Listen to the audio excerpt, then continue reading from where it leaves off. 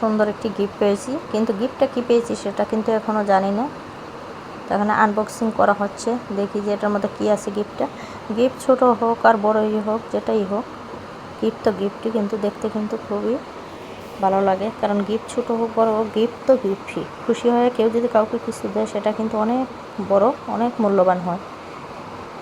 কারণ আমি গিফট পেতে কিন্তু খুবই ভালোবাসি, সত্যি সত্যি। কিন্তু আমি গিফট বেশি পাই না, যেটা আজকে সত্যি কথাটা বলে দিলাম। কিন্তু আমার গিফট পেলে খুবই ভালো লাগে। দেখুন খুব সুন্দর একটা মগ পেয়েছে, এটাতে চা, কফি, পানি যে যেটা খায় সেটাই খেতে পারবে, খুবই সুন্দর। আসসালামু আলাইকুম সবাই কেমন আছেন? আশা করি ভালো আছেন। আমি আলহামদুলিল্লাহ আপনাদের দোয়া অনেক ভালো আছি।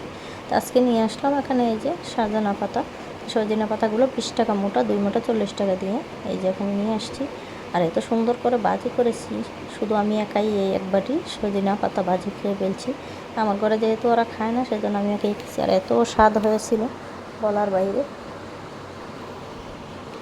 আর সবগুলো খাবারে কিন্তু মজার ছিল। এখানে শুটকির ভর্তা, এখানে মাছ, এই যে দেখুন শাক, সব কিছু দিয়ে আমি একটু দুপুরের খাবারটা খেয়ে নিই। ভাত কিন্তু পরিমাণে অনেক কম নিয়েছি। আমার স্বাস্থ্য দেখলে কিন্তু বোঝা যাবে না যে আমার এত পরিমাণ ভাত কম খাই, অল্প খাই, তারপর কিন্তু স্বাস্থ্যটা দেখো। তো এই যে দেখুন এই গিফটটা পেয়েছে কিন্তু যেখানে আমার ব্যায়াম করা হয় সকালবেলা, হাতির ঝিলে আমরা হাঁটতে যাই, সেখান থেকেই কিন্তু এটা পাওয়া হয়েছে। খুবই সুন্দর গিফটটি ছিল।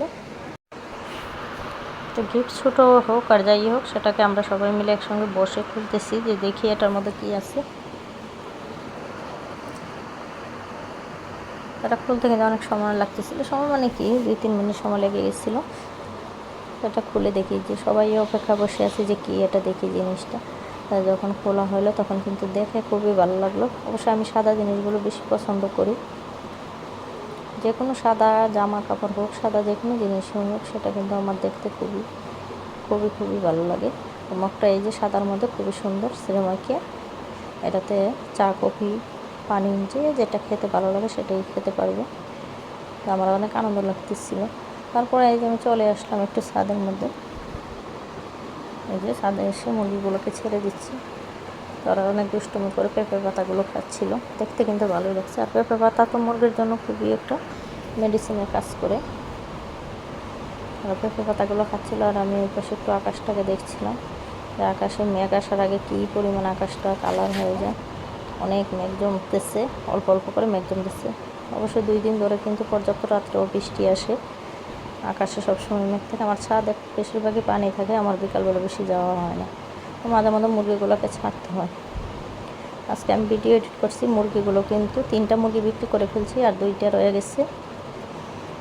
আর এখানে আমি যে মুরগিগুলো কিনে নিয়ে আসি, সেগুলোর পাগুলো আমি আর আমার ছেলে কিন্তু অনেক পছন্দ করে মুরগির পা খেতে। অবশ্য কিনে এনে খাই না, আমাদের ঘরে যে মুরগিগুলো আনা হয় সেগুলোর পা রেখে দিই, সেগুলোকে পরিষ্কার করে নিচ্ছি। আর আমার কিন্তু এখন বোয়া নিয়ে অনেক কষ্ট হচ্ছে কাজ করতে, অনেক কাজ।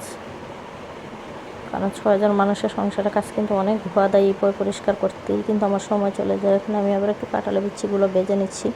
আর আমার মতো কে কাঁঠালের বিচি ভাজা খেতে পছন্দ করেন, অবশ্যই আমাকে কমেন্টে জানাবেন। তো এখন পরের দিন সকালবেলা চলে আসছি। এখন একটু গরুর মাংস রান্না করব। অনেকগুলো হাঁটি গরুর রেখে দিয়েছিলাম, সেগুলোকে রান্না করব। এখন দেখতেছি যে 2 দিন ধরে কিন্তু গ্যাসও যাচ্ছে না, সেই জন্য কিন্তু রান্না তো তাড়াহুড়ো নেই। আমি মশলাগুলো ভালো করে কষিয়ে নিচ্ছি। যেহেতু আমি রেসিপি দিচ্ছি না, সেই জন্য আমি সব দেখাচ্ছি না। এই যে দেখুন একদম হাড্ডি বেশি। অবশ্য হাড্ডিগুলো খেতে কিন্তু খুবই দারুণ লাগে। অবশ্যই তরকারিটা বসিয়ে দিয়ে এখন আমি থালা বাসনগুলো ধুয়ে নিচ্ছি। এই সকাল থেকে কিন্তু 12টা পর্যন্ত এই যে 2-3 বার ধোয়া হয়ে গেল থালা বাসন, অনেকগুলো সারাক্ষণে ধুতে হয়। আমরা যারা নারী তারাই কিন্তু বুঝি যে থালা বাসন কী পরিমাণে হয়, সারাদিন ধুতে হয়। যারাই খাবে একটা করে রেখে দিবে আমাদের জন্য, কিন্তু হাতে কাজ করলে কিন্তু গায়ে লাগে না, কিন্তু তারা বুঝবে না। আমার ঘরের মধ্যে শুধু আমার হাজব্যান্ড আর আমি এই কাজগুলো করি, আর একজনও না। বাচ্চারা অবশ্য নিজেদের নাস্তাগুলো নিজেরা তৈরি করে খায়। আর আমার ননাসের শাশুড়ি তো কখনো নিজেদের পানিটাই ঢেলে খাবে না খাক, তাতে কিছু করার নেই, তারা সুস্থ থাকুক। আমি এগুলো ধুয়ে নিচ্ছি, তাতে কোনো সমস্যা নেই, কিন্তু ভালো তো বলবে না, ঘরের বউ তো বই, সেটাই মনে কষ্ট লাগে মাঝে মধ্যে। তো এখানে মাংসটা কষানো হয়ে যাচ্ছে। আর আমি কিন্তু সবসময় গরম পানি ব্যবহার করি মাংস রান্না করার ক্ষেত্রে, কাঁচা পানি দিলে মাংসটা স্বাদটা চলে যায়, আর সিদ্ধ হইতেও একটু কেমন হয়ে যায়। মানে মাংসটা হচ্ছে, ওই পাশে আবার একটু পোলাও বসিয়ে দিচ্ছি।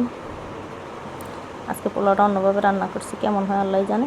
মেজাজ গরম, এই জন্য কী রান্না করতেছি, কী খাইতেছি সেটা নিজেও জানি না। সবাই ভালো থাকুন, সুস্থ থাকুন, আল্লাহ হাফিজ।